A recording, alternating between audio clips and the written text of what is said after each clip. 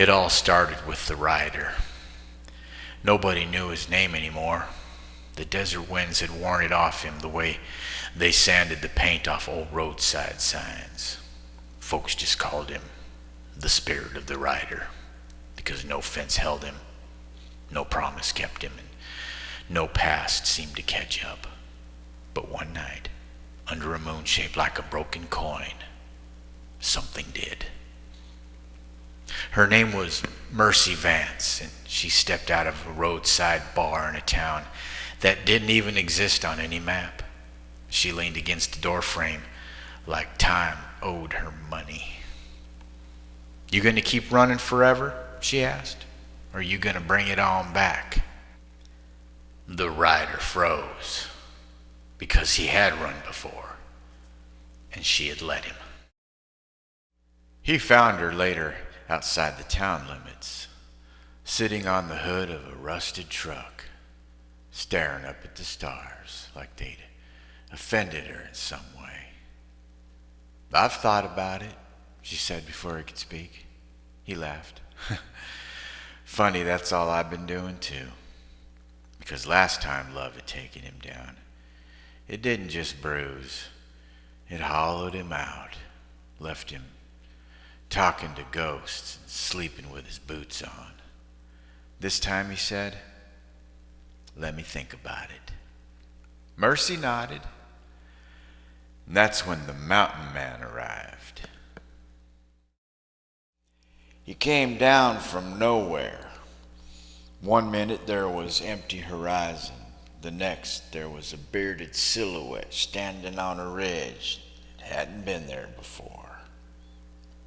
He introduced himself as Calder, said he lived where the air turned to knives and the river spoke backwards. "I've seen you before," Calder told the rider, "in storms that don't belong to this world." The mountain man claimed the land was changing, that love, fear, regret, stubborn hope had begun leaking into the bones of reality itself. "The mountains are waking," he said, "and they're asking for a decision." They traveled together, the rider, Mercy, and the mountain man, across fields where gravity tilted sideways, through forests where trees whispered old apologies, into valleys where abandoned lovers built cities out of second chances. Along the way, Mercy took the rider's hand. "You know," she said, "we got a lot of love left to ruin or save." The rider didn't pull away. At the foot of the highest peak, a jagged thing shaped like a clenched fist, Calder stopped. "This is where you give it a shot," he told them, "or walk away forever."